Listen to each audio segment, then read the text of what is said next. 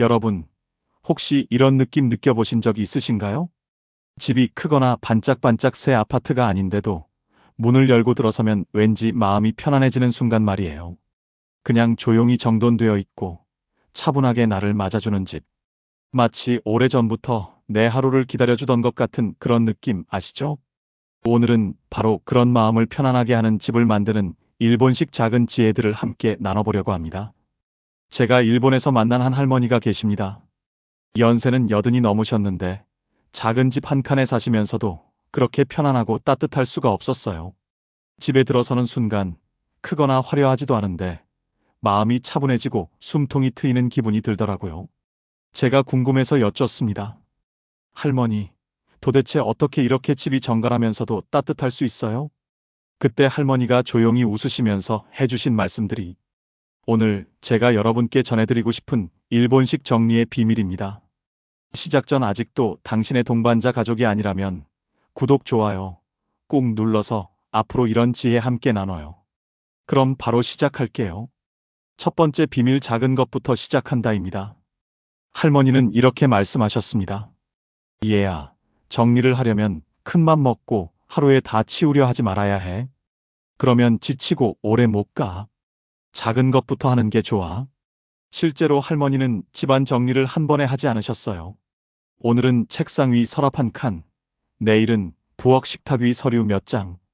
그렇게 조금씩 나누어 하셨습니다. 제가 그렇게 하면 언제 다 끝나요? 하고 여쭤보니 웃으면서 그러시더군요.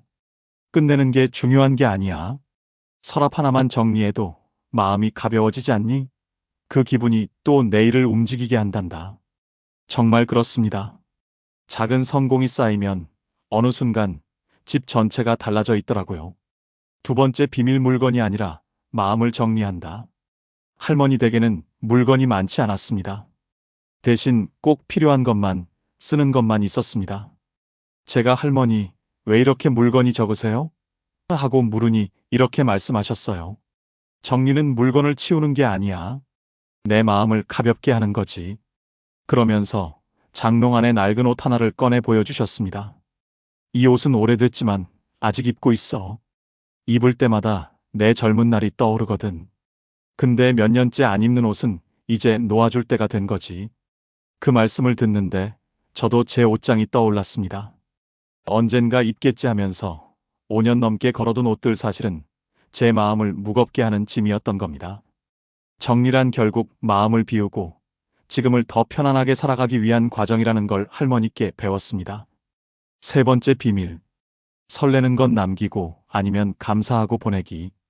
할머니는 물건을 버릴 때도 그냥 버리지 않으셨어요. 옷 한 벌을 두 손에 들고는 조용히 말씀하시더군요. 이 옷 덕분에 내가 중요한 자리에서 당당할 수 있었지. 고마워. 그러고는 가지런히 접어서 내놓으셨습니다. 그 모습이 참 인상 깊었습니다. 저는 그냥 쓸모없으니 버린다는 생각만 했는데 할머니는 인생의 한 부분을 정리한다는 마음으로 보내고 계셨던 거예요. 그 순간 세계적으로 유명한 일본 정리 전문가 곤도마리의 시의 말이 떠올랐습니다. 손에 들었을 때 설레는 물건은 남기고 그렇지 않으면 감사하고 보내라. 할머니는 그 철학을 삶 속에서 그대로 실천하고 계셨던 겁니다. 네 번째 비밀, 나눔과 순환의 정신. 할머니는 정리하면서 버리는 물건을 마냥 쓰레기로 내놓지 않으셨어요. 아직 쓸만한 옷이나 그릇은 동네 사람들과 나누거나 작은 상점에 내다 주셨습니다. 내겐 필요 없지만 누군가에겐 꼭 필요할 수 있지 않겠니? 그 말씀을 듣는데 참 따뜻했습니다. 정리가 단순히 내 집 치우기가 아니라 누군가에게는 기쁨을 주는 일이 될 수도 있구나 깨닫게 됐습니다. 우리도 요즘 아파트 단지마다 나눔 박스 있잖아요.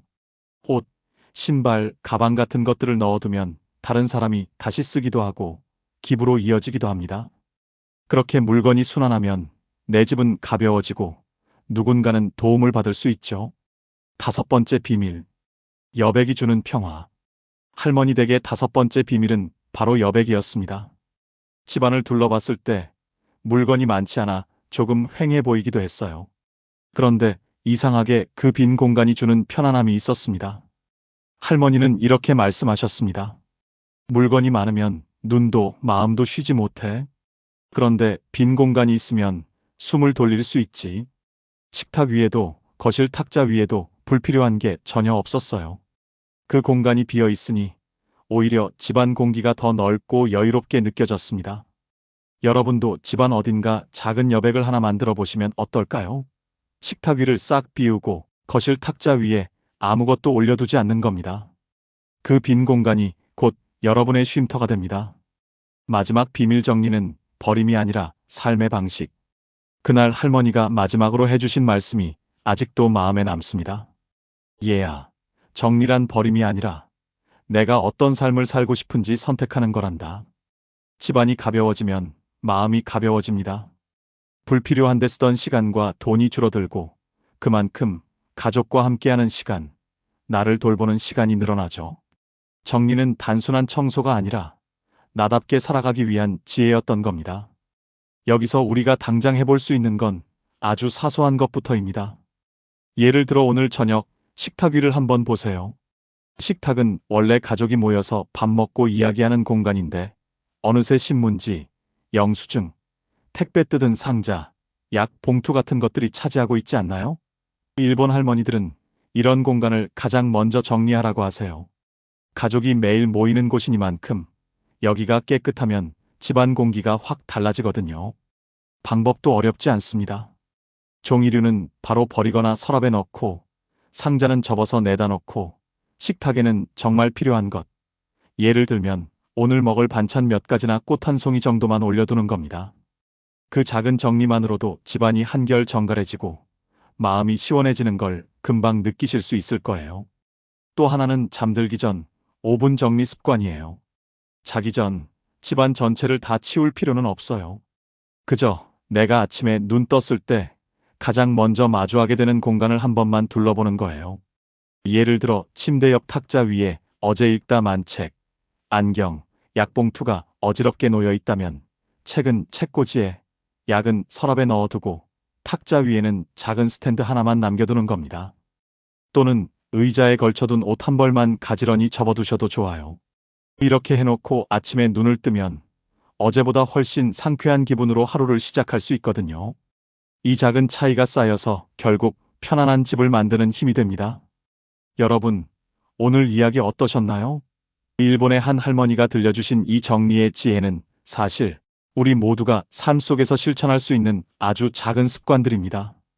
서랍 하나를 정리하는 것부터 오래된 옷에 감사 인사하는 것까지 작지만 분명한 변화가 우리 마음을 가볍게 해줍니다. 혹시 오늘 들으시면서 나도 저걸 한번 해봐야겠다 하는 게 떠오르셨나요? 댓글에 남겨주시면 저도 같이 응원하겠습니다. 여러분의 집이 언제나 따뜻하고 마음이 평온하시기를 바랍니다.